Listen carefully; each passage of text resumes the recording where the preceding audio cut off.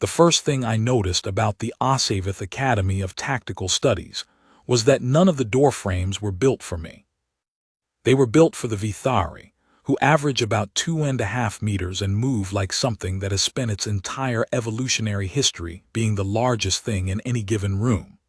The corridors were tall and wide, and curved slightly inward at the top, so the ceiling described a gentle arc overhead instead of running flat, and everything was white-gray stone that had been polished until it reflected you back at yourself in long, warped strips.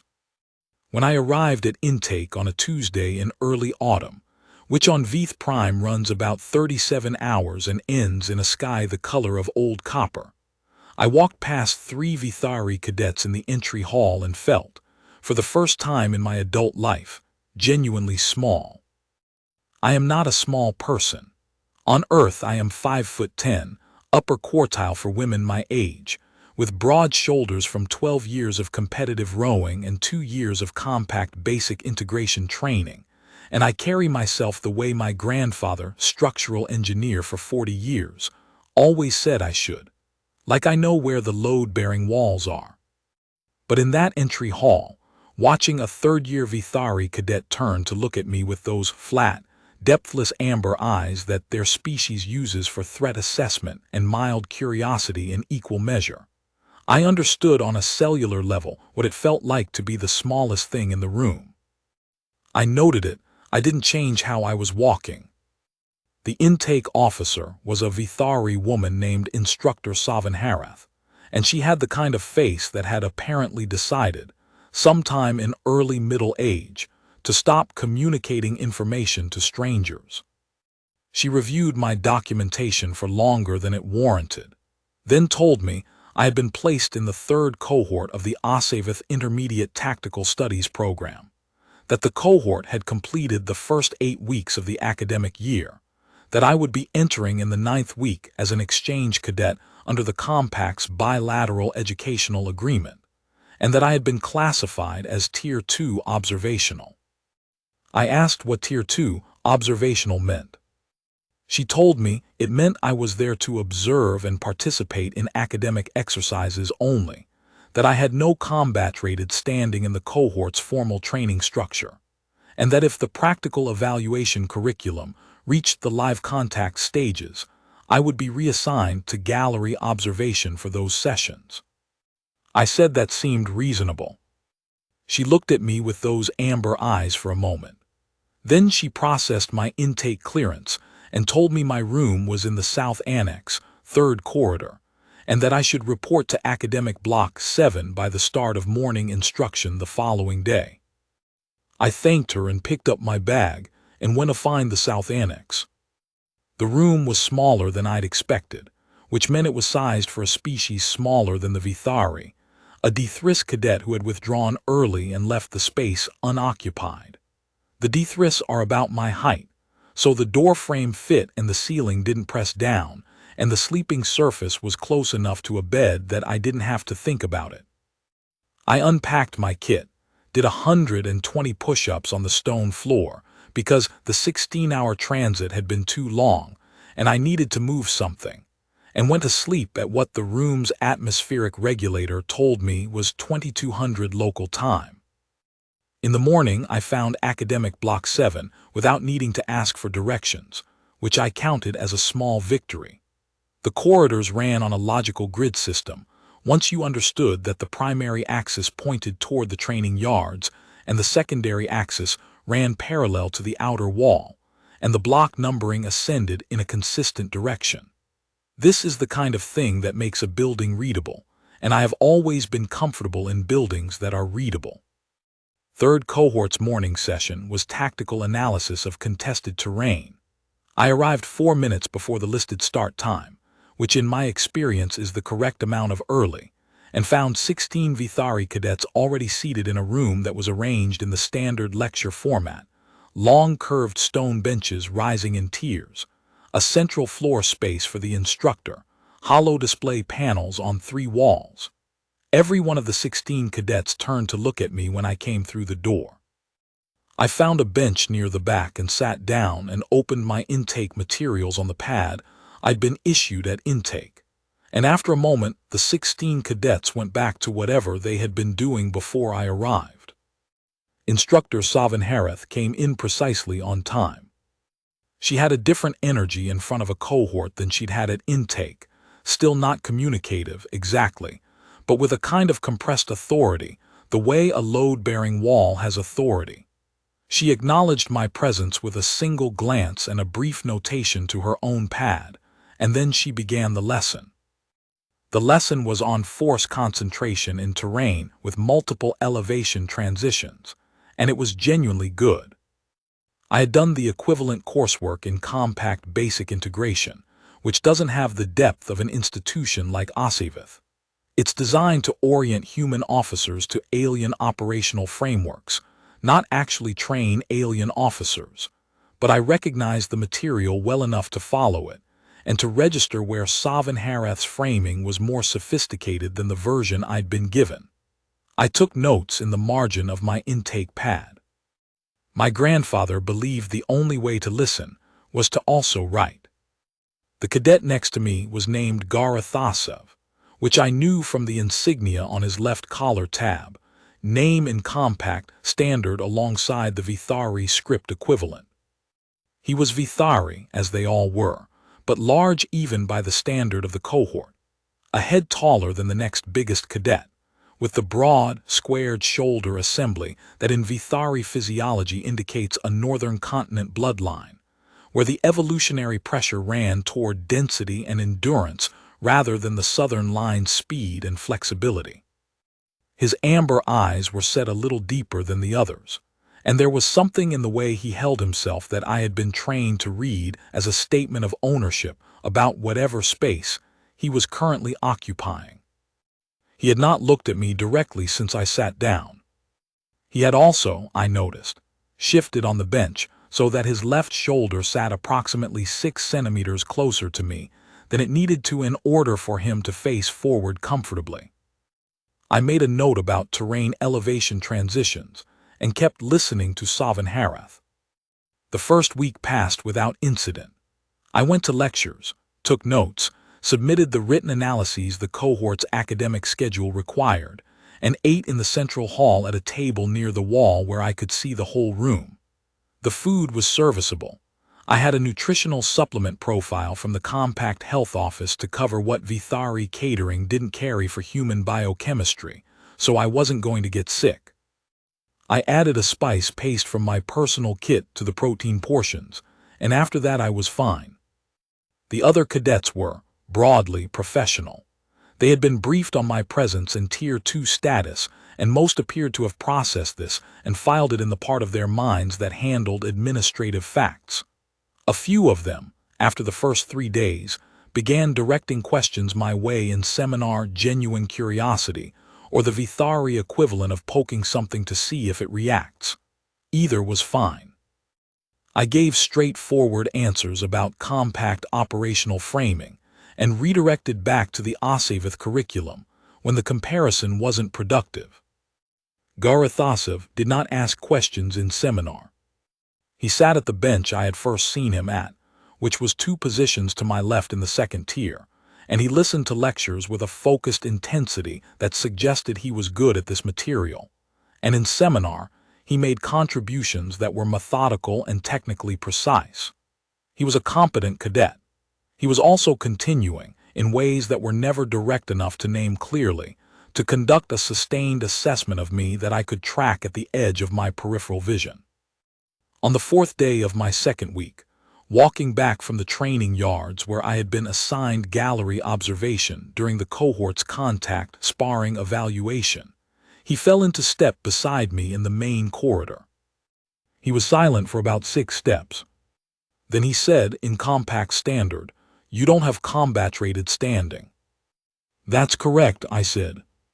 "Then you're not a threat assessment," he said. "Also correct," I said.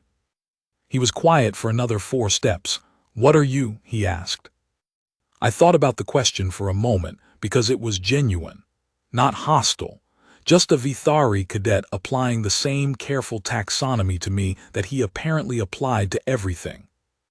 "I'm a cadet in the exchange program," I said, Same as any of the others the compact sends here. We come, we learn your curriculum, we take it home. The others were Vithari, he said. That's the first time the compact has sent a human to Osavith under this agreement, I said. He processed this. Why you, he asked.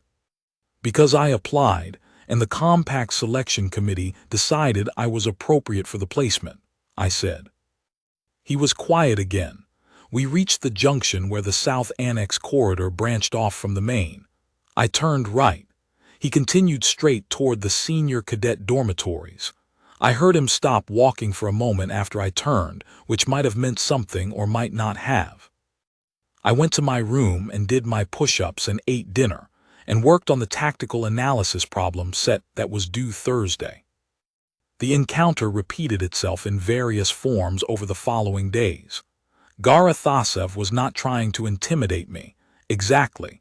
He was doing something more like what a structural engineer does when encountering a new material, testing properties to establish load tolerances. He stood near me in the central hall without speaking. He sat one position closer in lecture. He appeared in the corridor outside the South Annex 3 times in the first 2 weeks at hours that didn't line up with any scheduled movement, though he was never doing anything that could be named as an action. Once, passing behind my bench while Savanhareth had her back to the room, he put one hand briefly on the stone surface 6 inches from where my hand was resting and removed it before I turned to look. I kept attending lectures. I kept taking notes. I submitted my problem sets on time and scored in the upper quartile of the cohort on the first formal assessment, which I knew from the posted results, because the institution released cohort rankings on the academic board in the main corridor. After the posting, I heard Garathasev say something to the cadet beside him in the corridor, a short sentence, pitched too low and too fast in Vithari for my level of the language to catch clearly. But the cadet he said it to glanced at me, and then glanced away, and the combination had a shape I recognized from years of being in rooms where people were deciding what to make of me. I filed it and went to the morning lecture. The trouble when it came on a Wednesday in the 6th week of my placement, in the 3rd session of the morning, which was the cohort's Advanced Tactical Systems Seminar. Instructor Savanhareth had been presenting a module on multi-vector approach patterns in contested airspace, which required working with a holographic terrain display that projected into the space above the central floor. The cadets who were seated in the first-tier bench row could reach the display directly. Those of us in the second tier worked with a scaled version on our individual desk pads. About 40 minutes into the session, Garathasev reached across the bench space from his position to mine and picked up my desk pad. Not aggressively, not quickly. He simply extended his hand, 3.5 feet of arm, the reach of a large Vithari, and took the pad off the stone surface in front of me and held it up to look at the display I had been building. The room didn't quite stop, but it adjusted. 6 of the cadets in my immediate vicinity shifted attention toward us in the way that bodies shift when something just became interesting. I looked at the pad in his hand, then I looked at him.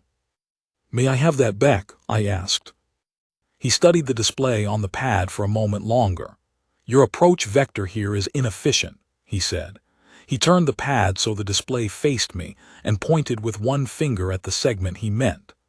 "The southern axis assumes terrain density values that aren't in the problem parameters." "I know," I said. "I adjusted them. There's a note in the margin." He looked at the margin. His expression did the thing Vithari expressions do when they are recalibrating a conclusion, which is essentially nothing, a stillness that reads as a pause in a machine rather than a change in a face. Then he set the pad back on the stone surface in front of me. "A reasonable adjustment," he said. "Thank you," I said. Savanhareth had not turned from the display. She had heard it, I was certain of that, because she had gone slightly more still in the way that a person who is choosing not to engage goes still, but she had continued the lecture without interruption. The 6 cadets returned their attention to the instructor. Garathasev faced forward. I picked up the pad and continued my work. After the session, in the corridor outside Block 7, he was waiting. Not in the center of the corridor. Slightly to the side of the doorframe, in the space between the door and the wall, which is not a threatening position exactly, but is a position that does not leave a great deal of room for someone to pass without acknowledging the person standing in it. I stopped in front of him. "The adjustment was correct," he said. "I know," I said. He looked at me with the amber eyes. "You're not bothered," he said. "It wasn't quite a question." "Should I be?" He considered this with the same methodical quality he brought to everything.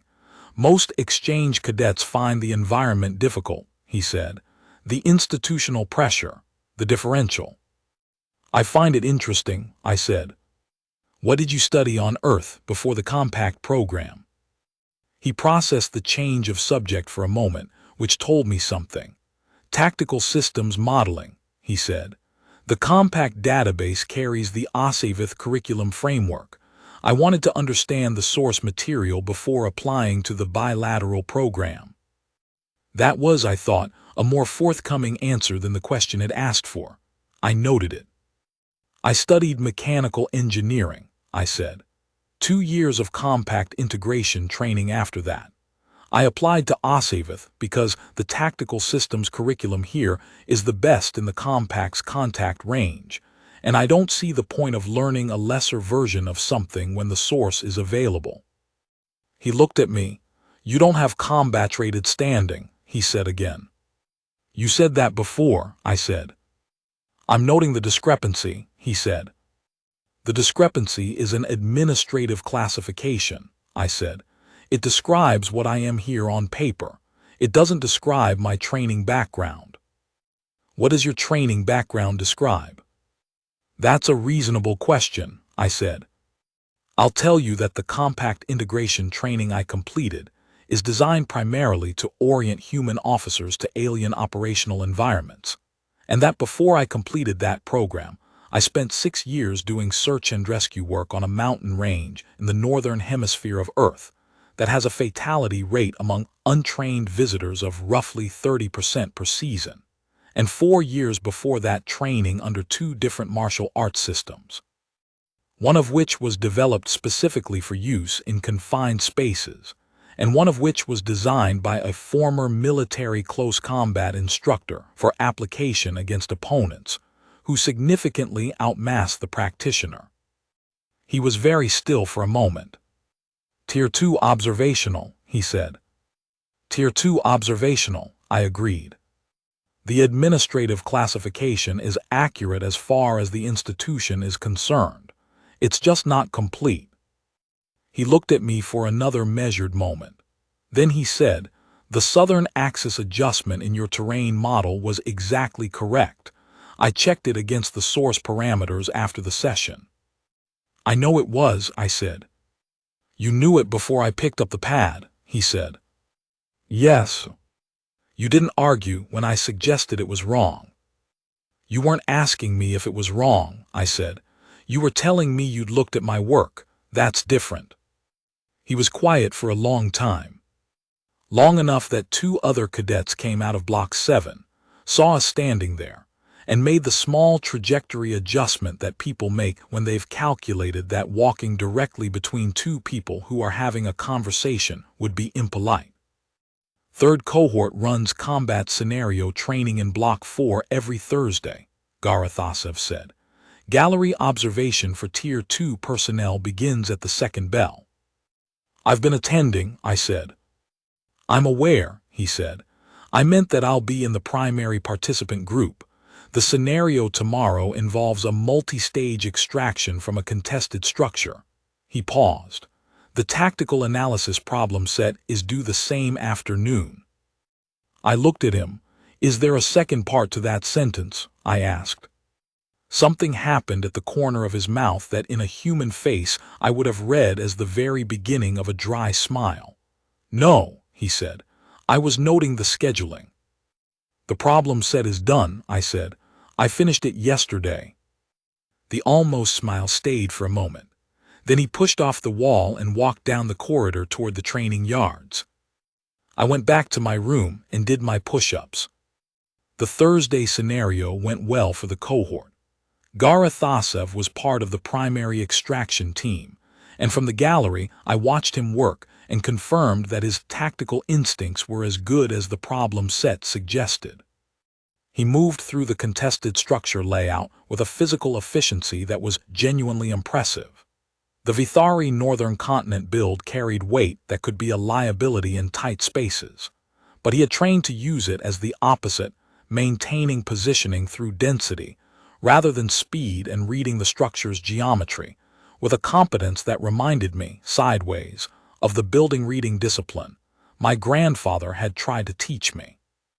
I made a note about the way he handled the second stage transition point, where the scenario's parameters introduced a blocked egress route and required improvised route adaptation. He took 3 seconds to read the geometry and went through a secondary access point that the scenario's designers had probably included as a trap for cadets who rushed. He didn't rush. He looked at the wall for 3 seconds and went through the right door. 3 seconds is a long time under fire. It's also the correct amount of time if you're the kind of person who knows what you're doing. In the corridor after the scenario session, he looked up at the gallery where I was gathering my observation notes, and I nodded once. He held eye contact for a moment, then turned to the debrief. After that, the quality of the air between us changed, the way air changes when a sustained pressure differential resolves.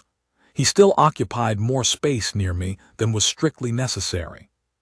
He still had the quality of ongoing assessment, but the edge of it shifted from testing for threat profile to something that read more like a craftsman examining a tool that had turned out to be better than the packaging suggested. We were not exactly friends. I'm not sure the Vithari concept of friendship maps cleanly onto anything I would use that word for, but we were something that the institution's social architecture didn't quite have a label for: a Tier 2 observational exchange cadet, and a senior Vithari from a northern bloodline who had decided, after his own methodical assessment, that the administrative classification was incomplete. I found that acceptable. The 7th week of my placement ran normally until the Wednesday morning session of Advanced Tactical Systems. We were 6 weeks from the end of the academic year. The cohort had been told the previous week that the curriculum's final assessment block would begin in the 8th week, and that the assessment would include both written components and a live scenario evaluation that would be conducted under conditions as close to operational parameters as the institution's safety protocols permitted. There had been a visible shift in the cohort's energy after that announcement, a compression, a focus, the kind that settles into a group when the real work is arriving and everyone knows it. Even the cadets who had been performing solidly throughout the year seemed to sharpen. Garathasev appeared to sharpen less than the others, which I suspected meant he had been running at assessment intensity the whole time. The Wednesday session began like the previous ones. Savan Harath was presenting a module on communication protocol failure in contested conditions, the tactical decision-making process when primary and secondary comms are down, and the operational picture degrades to what your immediate personnel can physically observe. It was a good module. The scenario frameworks she used were well constructed, and the discussion they generated was the kind that makes a room smarter collectively than any individual in it. I had my pad out and was noting a point about information degradation rates when the alarm sounded. It was not the institutional alarm. I knew the institutional alarm, a low tone, 3 pulses, accompanied by an automated announcement directing cadets to the eastern courtyard assembly points. This sound was different, higher register, continuous rather than pulsed, from the building's primary alert system rather than the drill channels.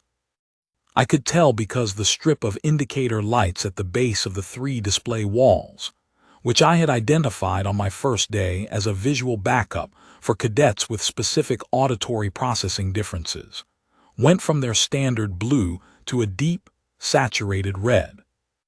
Savanharith stopped speaking mid-sentence. I had never seen her do that.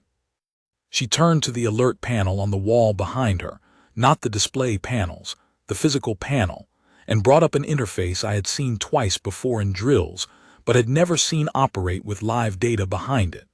She looked at it for approximately 4 seconds. I watched her face, which was still not communicative, but in the 4 seconds she spent reading that panel, something behind the flat amber eyes shifted in a way that I had not seen before. Then she turned back to the room and said, in a voice that was controlled but faster than her normal delivery, "We have a Condition 4 breach notification from the northern perimeter. This is not a drill. Stand by for building protocol." The room went very still. A Condition 4 at the Asavith Academy's northern perimeter meant that the outer detection system had identified an unauthorized and non-cooperative approaching element, specifically a non-cooperative element. Because the detection system had 3 levels of alert and Condition 4 was the one above Condition 3, which was unauthorized, and Condition 4 added the qualifier that the element in question had actively responded to the challenge protocols, and the response had been hostile or evasive. I knew this because I had read the Academy's emergency protocol documentation in my second week, the way I read the emergency protocol documentation for any building I'm going to spend significant time in. Condition 4 meant something had been challenged at the northern gate and had not stopped, or had fired back, or both. 16 Vithari cadets and 1 human exchange cadet sat in the silence for the 2 seconds it took Savanharith to pull up the evacuation routing on her primary pad. Then everyone began to move. It was not panic. These were cadets from a military academy, and they had trained for building emergency protocols, and the training held for most of them. There was speed and there was urgency, but there was, for the first 2 or 3 seconds, the shape of an organized response, cadets beginning to rise from benches, orientating toward the door, the cohort's designated emergency team leaders starting to count the room. Then the second alarm sounded. This one was different from the first, lower, a single sustained tone that rolled through the building's acoustic system like something that had weight to it, and when it hit, I felt the cadets around me respond to it, the way a flock of birds responds to a sound below the human hearing threshold. A ripple, a shift, a collective physical recalibration that was not quite rational and was not quite not rational. I did not know exactly what the second tone meant, but I had a working theory.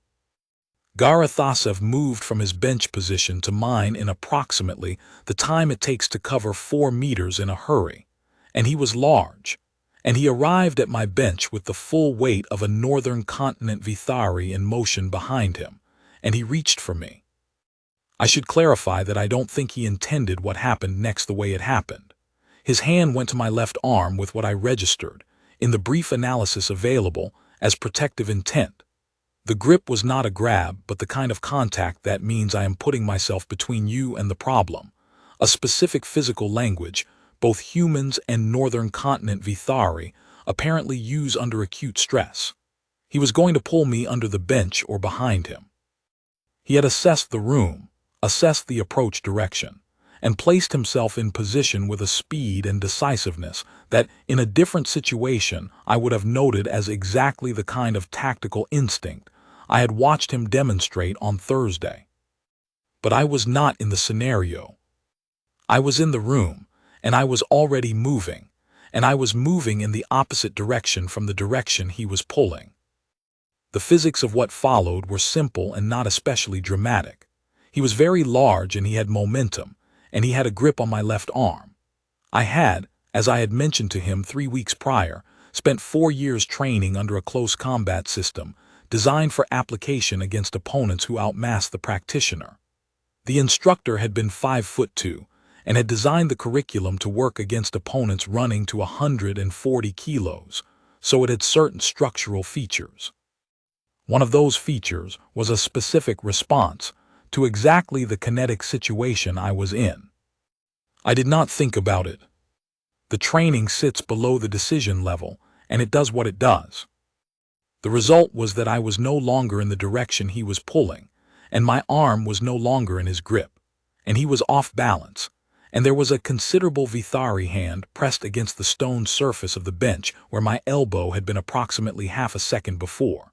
And when a considerable Vithari puts a hand through a stone bench at that velocity, the stone bench does something that stone surfaces do when they meet unexpected load concentrations, which is crack. The bench did not split cleanly in half. What it did was develop a fracture line from the point of impact that propagated approximately 40 centimeters in each direction and threw two small fragments of stone onto the floor. And there was a sound that hit the room like a period at the end of a sentence that had been building for several seconds, and everyone stopped. Garathasov looked at his hand, then at the bench, then at me. I was standing 2 steps away from where I had been, facing him, with my weight centered. The room was very quiet. The alarm was still going. Savanharath, who was standing at the front of the room and had been in the process of directing the evacuation sequence, said in a voice that was entirely level, "Cadet Masson." "Instructor," I said. "Are you injured?" "No." She looked at the bench, then at Garathasov, who was looking at his hand with an expression I did not have the Vithari vocabulary to read precisely, but which I estimated was in the general vicinity of recalibration. "Are you injured, Cadet Asev?" she asked. "No," he said. He sounded less certain than he meant to. "Then we will continue the evacuation," Savanharath said. "Primary route to the eastern courtyard. Cadets with emergency team assignments proceed to the command point. All other cadets proceed to the assembly sectors." She paused for one beat. "Cadet Masson, please walk with me." I picked up my pad from the floor where it had landed and followed her. In the corridor, she fell into step beside me at a pace that was slightly faster than her normal walk, which placed her about 2/3 of normal stride length ahead of the cohort that was streaming out behind us. She did not look at me directly. "The second alarm," she said, not quite a question. "I don't have the Asavith protocol documentation that far into the emergency system," I said. "My read on the second tone was a perimeter breach, something that had crossed from the detection zone into the outer building grounds." "That is correct," she said. "The second tone indicates that the Condition 4 element has breached the outer perimeter fence. It is at this point that the emergency protocol transitions from standard evacuation to active threat response." "I understood that there was an escalation," I said. "How much of the active threat response protocol have you read?" "The first tier," I said. "Section 1 through Section 4 of the emergency documentation. I stopped at the active defense protocols because they're marked as applying only to combat-rated personnel, and I'm Tier 2. She was quiet for 2 steps. "The documentation is marked that way," she said. "Is it still accurate?" Another brief quiet. "The compact bilateral agreement requires that we treat exchange cadets according to their classified standing," she said. "The intent of the Tier 2 classification is to ensure that exchange cadets are not placed in situations for which they are not prepared." "That seems like a reasonable intent," I said. "The assumption behind the classification," she said, "is that exchange cadets from the Compact's human programs will typically be in the early stages of their tactical training and will not have combat-applicable skills." "That's also a reasonable assumption in most cases," I said. She glanced at me sideways. "In most cases," she said. "The documentation on the active threat protocol," I said. "What does Section 5 say?" She did not answer immediately. We came to the junction where the main corridor met the eastern wing, and she turned right without breaking stride. The alarm was louder here. The eastern wing was closer to the outer wall. Through the high windows that lined the corridor's upper section, I could see the copper sky of the Vth autumn, and against it, 2 points of light that were moving at a speed and angle that did not correspond to any atmospheric traffic pattern I had learned about in my compact transit briefing. Section 5, Savanharith said, provides the active defense protocol for threat elements that have breached the outer perimeter and are approaching or have entered the building structure. It is a graduated response framework. The first 3 stages are institutional security response only. She paused. The 4th stage is all available personnel. Which is where we are, I said. She stopped walking. We were in the eastern corridor, roughly 50 meters from the main courtyard exit. The cadets from 3rd cohort were passing us in a stream, each following the evacuation route, each proceeding to their designated sector. 2 of them glanced at us as they passed but kept moving. Savanharith faced me.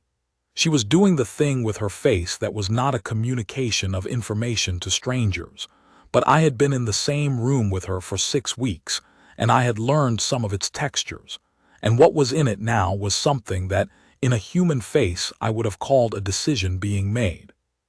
The Compact Bilateral Agreement, she said, specifies that exchange cadets are treated according to their classified standing unless their own institutional equivalent has a higher classification, in which case the higher classification governs in emergency conditions. She looked at me. I do not have documentation of a higher compact classification.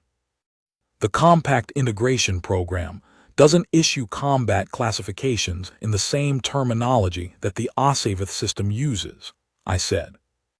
No, she said, it doesn't. If it did, I said, what classification would you need to see in order to assign me to the active response? She was quiet for a moment. The Asavith system would require Tier 4 or above to assign a cadet to an unstructured response situation. Tier 3 for a structured secondary role. And the equivalencies, I said. What would the compact program equivalent of Tier 3 look like? Completion of an integration program, she said, with practical scenario evaluation, combat-adjacent field experience, documented capability in at least one contact-applicable discipline. I looked at her. She looked at me. The documentation I have from Compact Intake, she said, indicates that you completed the integration program. It does not specify your practical scenario evaluation results. They were good, I said. It also does not specify prior field experience. Search and rescue, I said. Northern Range, 6 years. That is not a combat environment, she said. No, I agreed. The things that try to kill you there are terrain features and weather rather than personnel, but the operational skill set has significant overlap. She was quiet again. Through the windows overhead, the 2 points of light had resolved into shapes, angular, fast-moving, the kind of profile that the compact transit briefing had covered in the section on unauthorized non-commercial atmospheric vehicles. Cadet Masson, she said. Instructor. The eastern courtyard assembly sectors are designated by cohort, she said. 3rd cohort's sector is on the far left of the courtyard, against the southern wall. Your sector is the exchange cadet area, which is adjacent to the primary institutional security command point. Understood, I said. She held eye contact for one more moment. The exchange cadet area, she said, is adjacent to the command point. It is not within it, but the 2 areas share a physical boundary. I understand, I said. She turned and continued down the corridor. I followed, and when we reached the courtyard exit, I went left toward the exchange cadet sector, which was, as she had described, adjacent to the institutional security command point, and the boundary between them was a line of chalk marks on the stone courtyard surface rather than a physical barrier. The command point was organized. Asavith's institutional security was not a large force. The academy was not a military installation in the combat deployment sense, but they were trained, and they were moving with purpose. There were 8 of them, in light tactical kit, setting up a communication relay and a sensor array in the center of the command point. One of them was calling position reports to the others in rapid Vithari that my language level could follow about 60% of, and what the 60% carried was that the breaching element had entered the northern structure and was moving through the building's interior. Through the building's interior, not remaining at the perimeter, moving. I looked at the courtyard around me. 314 cadets from the various cohorts, plus approximately 40 faculty and staff, arrayed in designated sectors. The eastern wall of the building ran along the courtyard's north face. The northern structure was on the far side of that wall. The chalk line between the exchange cadet area and the security command point was a line on the ground. I looked at it. Then I looked at the security team's sensor array, which was showing a display I could read from 8 meters away if I stepped slightly to the left of the exchange cadet area's nominal boundary. I stepped slightly to the left. The array was showing a ground floor plan of the building's northern structure. There were 2 signal indicators moving through it, bright red, which indicated the breach element's transponders, and they were moving in a pattern I recognized from the tactical analysis curriculum. Not random, not frantic, methodical. Moving along the primary corridor axis, checking rooms at intervals, proceeding toward the interior in a way that read as having a specific destination. I knew the northern structure reasonably well because the northern structure contained the library, and the library was where I went to work in the evenings, and I had, as I mentioned, learned the building's grid. The destination the breach element appeared to be moving toward was the intersection of the primary north corridor and the eastern interior corridor. That intersection was the location of the Academy's main data archive vault.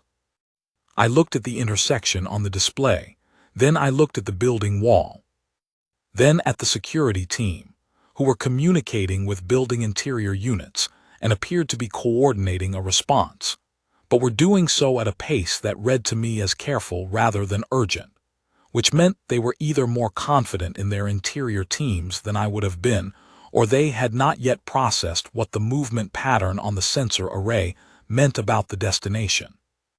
The security team lead was a tall Vithari in full tactical kit, with a communication device at her collar, and was 2.5 meters from where I was standing. I said, "Excuse me." She turned to look at me with the specific expression of someone who has 15 things to manage, and has just been addressed by a person who is not one of them. "Exchange Cadet 3rd Cohort," I said. "I've been following the Advanced Tactical Systems curriculum with Instructor Savanharath for 6 weeks. I'm looking at your sensor array display, and I think your interior response units should know that the approach pattern on the primary corridor suggests the breach element is orienting toward the archive intersection." She stared at me. "The movement pattern at the room check intervals," I said. "They're not clearing the rooms. They're assessing them. The assessment pattern is consistent with a team looking for a specific destination rather than conducting a general interior sweep. Based on the velocity and the corridor selection, they're on track to reach the archive intersection in approximately 4 minutes at current pace." She looked at the array. Then she looked at me. Then she keyed her communication device and said, in rapid Vithari, exactly what I had just told her. There was a response from the device, then another, then a brief rapid exchange that I followed imperfectly, but from which I extracted that the interior response units were currently staged in the secondary eastern corridor and had been preparing to sweep from the east. They were not between the breach element and the archive intersection. They were parallel to it. The security team lead spoke into her device again. The interior response shifted. I stepped back across the chalk line. 90 seconds later, there was a sound from inside the building, not an explosion, not a sustained engagement, but the specific acoustic signature of a rapid organized response hitting a position hard and decisively, which I had heard twice in mountain rescue operations when an approaching storm front required a fast asset deployment and everyone knew exactly what to do. It lasted about 40 seconds. Then it stopped. The red indicators on the sensor array stopped moving. The alarm tone, which had been running for 11 minutes, cut off. The courtyard was very quiet. Savanharith appeared at my elbow. I do not know when she had moved to a position where she could see what I was doing at the command point, but based on her positioning relative to the chalk line when I looked at her, she had been there for at least 2 minutes. I said nothing. She said nothing. After a moment, she turned and walked toward the command point. The return to the building was orderly. The security team's lead addressed the assembled cadets and faculty briefly. A statement that the breach element had been neutralized, that the building was secured, that there would be a full debrief and protocol review, and that cadets should proceed to their cohort assembly points in the main hall for an attendance check before returning to standard schedule. She did not mention the exchange cadet who had been looking at the sensor array. In the main hall, third cohort assembled in its designated area. Savanharith conducted the attendance check. Everyone was present. She moved through the process efficiently, and when it was done, she stood in front of the cohort for a moment without speaking. Then she said, "The session we were in the middle of was a module on communication protocol failure in contested conditions and tactical decision-making when the operational picture degrades to immediate observation." The cohort was quiet. "We will resume it at tomorrow morning's session," she said. "In the meantime, I want each of you to write a 400-word analysis of the decision points in this morning's emergency response. Where were the information gaps? What data was available and to whom? What the movement pattern on the sensor array indicated and how quickly it could have been identified by someone who knew the building and the curriculum." She paused. "Due by evening meal." She looked at the cohort, then she looked at me. "Dismissed," she said. The cohort dispersed. I gathered my pad, which had stayed with me throughout and now had notes from the morning session, and a set of observations from the courtyard that I had been recording without entirely thinking about it, and began to move toward the corridor. Garathasev fell into step beside me. We walked for a moment without speaking. The corridor around us was full of cadets returning to dormitories and study rooms, the particular post-emergency energy of an institution coming back to itself. He said, "The bench." "I know," I said. "I was attempting to." "I know," I said. "I understand what you were attempting." He was quiet for a step. The response was trained. "Yes." "Below the decision level." "Yes." He processed this. "The bench was not what I intended." "Benches fracture," I said. "Stone has specific tensile properties. Apply load to the wrong point at the wrong angle and you'll get a fracture line regardless of what you intended. That's not a fault in the bench." He glanced at me sideways. "You moved quickly," I said. "The intent read correctly. I understand what you were trying to do." The training responded to the motion before I had time to explain to it that the intent was protective. "You've trained that response against Vithari contact force." "Against large opponents with significant reach," I said. "The system is species agnostic." He was quiet again. We reached the junction for the South Annex. "The sensor array," he said. I was looking at it. "The security team lead acted on your assessment. The information was available to anyone who was positioned to see the display and had followed the curriculum," I said. He stopped walking. I stopped a step ahead of him and turned. He was standing in the corridor with those amber eyes on me, and there was something in his face that was more visible than the usual Vithari control, not emotion exactly, but the shape of a conclusion that was larger than the ones he usually showed. "Tier 2 observational," he said. "That's my classification," I said. The classification is incomplete, he said. I told you that in the corridor 3 weeks ago, I said. You told me, he said. I understood the words. I did not understand. He paused in a way that for a Vithari was a long pause. The terrain value adjustment on the problem set, the Thursday scenario observation, the archive intersection. He looked at the corridor wall, then back at me. You were not performing for assessment. No, I said. You were doing the work. Yes. The classification doesn't cover the work. Classifications rarely cover the whole picture, I said. They cover what the classification system was designed to measure. If the work is different from what the system was designed to measure, the gap is in the system, not in the work. He looked at me for a long moment. Then he said, in Vithari, a short phrase that my language level could follow this time. I asked him to say it again. He said it again.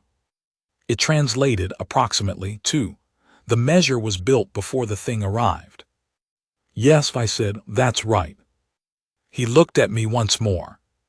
Then he nodded, which was not a Vithari gesture and which he had clearly acquired from the compact standard exchange materials, but which meant in that context what it means everywhere.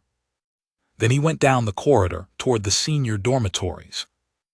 I went back to the south annex and sat on the sleeping surface and looked at the stone ceiling for a moment. The room's atmospheric regulator was running at its standard setting, and outside the window the copper sky of the Vith autumn was moving toward the flat gray that the afternoon brought before the long, slow transition to evening. I opened my pad and looked at the notes from the morning. The tactical analysis, the alarm sequence, the sensor array display, the archive intersection, the movement pattern, the 40 seconds of sound from inside the building. All there in the margin where I'd been writing.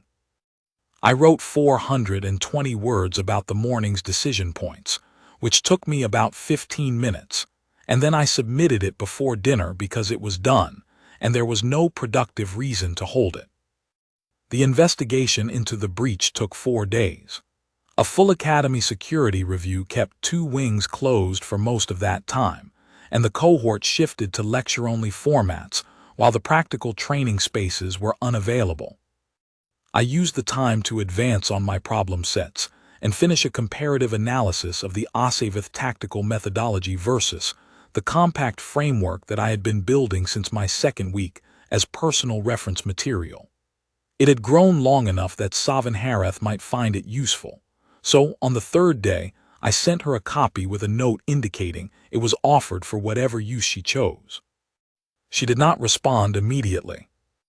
On the 4th day she called me to her office, which was at the end of the faculty wing, and had the same polished stone walls as the rest of the building, but with a view of the western training yards that in the afternoon light was genuinely something to look at. She sat behind her desk, and I sat across from it, and she looked at the document on her pad for a moment. You began this in your 2nd week, she said. Yes.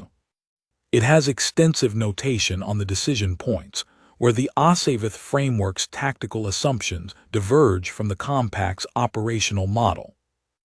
The divergences are interesting, I said. The Asavith framework is built on assumptions about available information density that aren't universal. The compact model runs on a lower assumed density because human operational environments historically had more information gaps. In practice, the Asavith approach is more efficient when information is available. The compact approach is more adaptable when it isn't.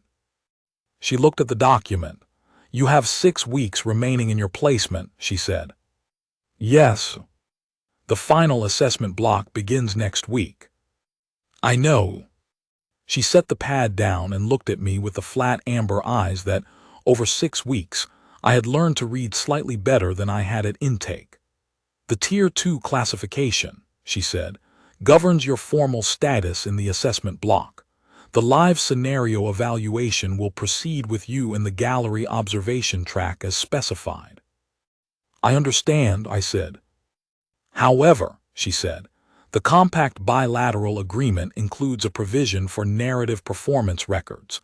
These are observations about exchange cadet performance that the receiving institution can include in the standard classification documentation.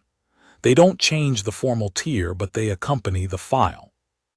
I wasn't aware of that provision, I said. It's in Section 12 of the agreement, she said. I reviewed it this morning. I looked at her. The narrative record from a placement at Asavith, she said, is reviewed by the Compact Selection Committee when placing cadets in subsequent programs. She paused. It also goes to the Bilateral Program Office, which determines what classification equivalencies are appropriate for human cadets in future placements. Future placements, I said. The bilateral program is 6 years old, she said. You are the first human cadet Asavith has received. The equivalency frameworks were written at the beginning of the program, before any actual human cadets had been placed. She looked at the document on her pad. The frameworks were built before the thing arrived. I looked at her. She was not quite smiling. Vithari faces don't exactly smile, but they have a region of expression that serves a similar narrative function, and she was in it. I'll write the narrative record before the end of the assessment block, she said. I have 6 weeks of observation material. That seems fair, I said. The analysis you've prepared, she said. I'd like to use it in the comparative systems module I'm developing for the 4th-year curriculum. That's what it's for, I said, if it's useful. She looked at the document again. Then she set the pad on the desk and stood, which in the institutional context meant the meeting was over. I stood. Thank you, I said. She looked at me with those amber eyes. Cadet Masson, she said. Instructor. The bench, she said. I know, I said. The repairs are covered by the Academy's facilities maintenance budget, she said. There is no disciplinary note attached. I appreciate that, I said. The bench, she said again, with a slight weight on the second word that I thought I understood, was not the first thing about this placement that exceeded what the classification framework was designed to measure. No, I said, probably not. She nodded once. I went to the door. Before I reached it, she said behind me, the problem set scores, by the way, have been very consistent. Thank you, I said without turning. The material is good. I went back down the faculty corridor and through the main hall and out to the south annex, and the copper sky of the Vith autumn was running toward evening, and I had 5 weeks and 6 days left in my placement, and the final assessment block started Monday, and there was a tactical systems analysis problem set due Wednesday that I had already begun. I sat on the sleeping surface and opened the pad. The problem was interesting. The Asavith framework's approach to multi-vector threat assessment in degraded communication environments had a gap in it that I had been turning over for 3 days, and I had not yet found the right way to describe the gap in language that would be productive rather than critical, because the gap was not a failure in the framework. It was a place where the framework had been designed before a specific kind of information environment existed. And the way you describe that productively is to identify what the framework was designed to assume, and then show what happens when the assumption doesn't hold. The bench was built before the thing arrived. The measure was built before the thing arrived. I wrote that at the top of the problem set as an epigraph, in both compact standard and the 6 words of Vithari I had learned that afternoon, and then I got to work.